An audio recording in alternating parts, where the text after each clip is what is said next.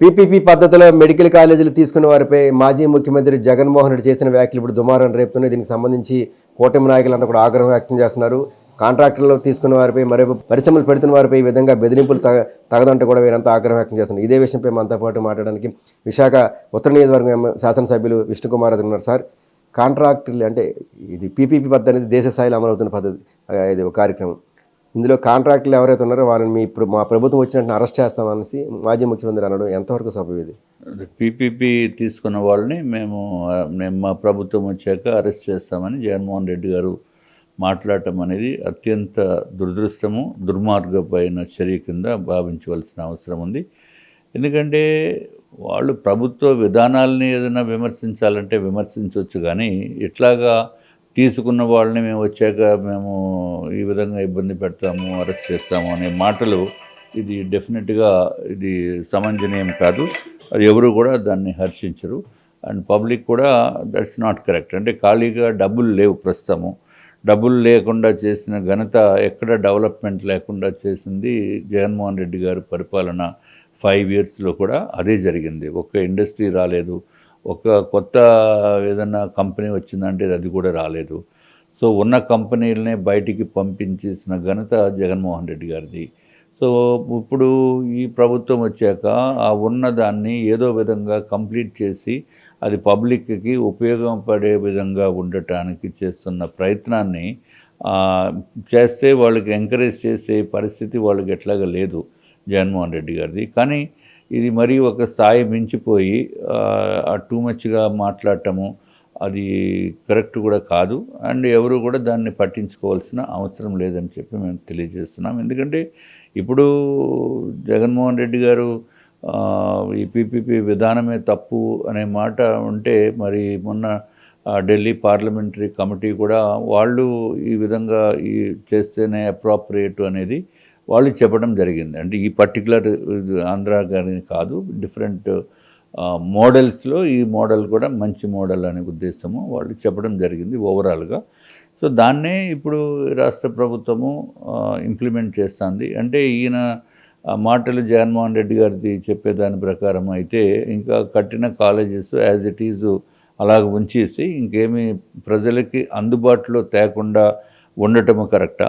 అది కరెక్ట్ కాదు. డెఫినెట్గా ఈ ప్రభుత్వము చేస్తుంది, మంచి పనులు చేస్తుంది, పబ్లిక్కి మేలు చేయాలనే ఉద్దేశం తప్ప వేరేది ఏమీ కాదు. కాబట్టి ప్రజలు దీనిపైన పట్టించుకోవాల్సిన అవసరం లేదు. తర్వాత జగన్మోహన్ రెడ్డి గారు మేము అధికారంలోకి వచ్చాక మేము చేస్తామంటున్నారు. ఆయన అధికారంలోకి రావటం అనేది అది జరిగే పని కాదు. ఎందుకంటే డిస్ట్రక్టివ్ నేచరుగా వైఎస్ఆర్సీపీ పేరు పొందింది. అందుకే ఈ రాష్ట్ర ప్రజలు కూటమి నాయకత్వానికి ఓట్లు వేసి 2024లో గెలిపించడం జరిగింది. ఇప్పుడు వారు ఓడిపోయిన తర్వాత కూడా ఇంకా డిస్ట్రక్టివ్ మాటలు మాట్లాడటం అనేది అప్రాప్రియేట్ కాదు.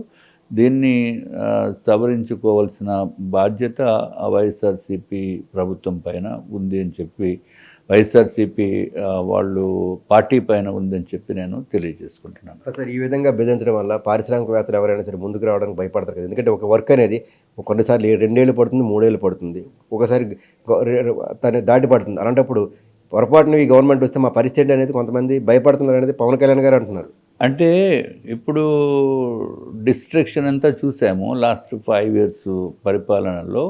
ఇప్పుడు ఇటువంటి మాటల వలన ఎవరు భయపడవలసిన అవసరం లేదు. ఎందుకంటే వీళ్ళు ఈ ప్రభుత్వము కంటిన్యూ అవుతుంది.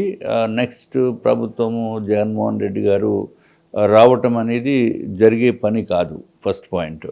రెండోది, ప్రజలు కూడా జగన్మోహన్ రెడ్డి గారి పైన సానుకూలత ఎందుకు వ్యక్తము చేయవలసిన అవసరం ఉంటుంది, ఫస్ట్ పాయింట్. డెఫినెట్గా ప్రజలు కూడా వ్యతిరేకిస్తారు. సో ఆయన రావటం అనేది రూల్డ్ అవుట్. కానీ ఇటువంటి మాటలు పెట్టినప్పుడు ఇన్వెస్టర్స్ వాళ్ళంతటి వాళ్ళకి మిగిలిన ఆపర్చునిటీస్ ఎన్నో చోట్ల ఉన్నప్పుడు ఇక్కడికే వచ్చి ఎందుకు చేయాలి అనేది ఆలోచనలో పడడానికి చిన్న అవకాశం కూడా ఉంది. అందుకు ఇది మన స్టేట్ డెవలప్మెంట్ని దృష్టిలో పెట్టుకుని జగన్మోహన్ రెడ్డి గారు ఆయన మాటలు వెనక్కి తీసుకోవాల్సిన అవసరం ఉంది. ఇప్పుడు ఇవాళ ఈ పీపీపీ మోడల్లో మెడికల్ కాలేజెస్ గురించి మాట్లాడారు. రేపొద్దుట సాఫ్ట్వేర్ కంపెనీస్ని కూడా ఆ విధంగా మాట్లాడచ్చు. మీరు పెట్టాక మీరు ఎంప్లాయ్మెంట్ అన్ని మీరు చేశాక మా ప్రభుత్వం వస్తే వీళ్ళందరినీ మిమ్మల్ని నడపనివ్వము, అటువంటి మాటలు కూడా ఇంకా ఫ్యూచర్లో వచ్చేదానికి స్కోప్ ఉండటానికి అవకాశము ఉందేమో అనేది నా యొక్క డౌటు. సో ఈ డిస్ట్రక్టివ్ మోడ్ని మాని కన్స్ట్రక్టివ్ యాంగిల్లోని పాజిటివ్గా ఆలోచించి ఈ స్టేట్ డెవలప్మెంట్ని దృష్టిలో పెట్టుకుని మాట్లాడితే జగన్మోహన్ రెడ్డి గారికి ఇప్పుడు మొన్న 11 సీట్లు వచ్చినాయి. ఇక కొంచెం పాజిటివ్గా ఉంటే కొన్ని సీట్లు పెరగడానికి అవకాశం ఉంది. ఇదే విధమైన డిస్ట్రక్టివ్ నేచర్ తోటి మాట్లాడితే ఈ 11 నుంచి ఇంకా కిందకి దిగిపోయే పరిస్థితి కూడా ఉంది అని చెప్పి నేను తెలియజేస్తున్నాను. పార్లమెంటరీ స్టాండింగ్ కమిటీలో ఇదే పీపీపీ పథకం సంబంధించి వీళ్ళు ఎంపీ అక్కడ సపోర్ట్ చేసి రాష్ట్రంలో ఎందుకు ఈ విధంగా ఈయన రెచ్చగొట్టే వ్యాఖ్యలు చేస్తున్నారు? ఇప్పుడు ఆఖరికి వారు ఎంపీ గారు చేస్తే అది committee, it's not only MP ఒకళ్ళు ఇండివిజువల్గా నేను వ్యతిరేకిస్తున్నానంటే కుదరదు. అది కమిటీ మెజారిటీ అభిప్రాయం, కమిటీ అభిప్రాయం కింద చెప్పడం జరుగుతుంది. ఇది జగన్మోహన్ రెడ్డి గారికి వాళ్ళు పార్టీ వాళ్ళు ఆ విధంగా చేశారు అని కనుక తెలిస్తే ఆ ఎంపీ పైన కూడా యాక్షన్ తీసుకోవడానికి అవకాశం ఉంటుంది జగన్మోహన్ రెడ్డి గారు విధానము. ఎందుకంటే ఇప్పుడు చూసాము ఇంతకుముందు ఎట్లాగా ఉండేది, ఆయనతో పాటు వ్యతిరేకించిన వాళ్ళని అందరినీ కూడా ఇబ్బంది పెట్టిన పరిస్థితి తెలుసు. అట్లాగే ఆయనతో పాటు ట్రావెల్ చేసిన, ఆయన చెప్పిన పనులు అన్నీ చేసిన పెద్ద పెద్ద ఐఏఎస్ ఐపీఎస్ అధికారులు వారు కూడా జగన్మోహన్ రెడ్డి గారి మూలాన ఇబ్బంది పడ్డారు. సో అది ఎవరి నైజం వాళ్ళది, దానికంటే మనం ఎక్కువ మాట్లాడిన ఉపయోగం లేదు. కాబట్టి జగన్మోహన్ రెడ్డి గారు ఆయన వ్యవహార స్థాయిని మార్చుకుని ప్రజలకి మంచి చేసేటట్టు, ఎవరన్నా మంచి చేస్తే దాన్ని ఎప్రిషియేట్ చేసే భావన ఉండే విధంగా మీరు మాట్లాడవలసిన అవసరం ఉందని చెప్పి నేను తెలియజేస్తున్నాను.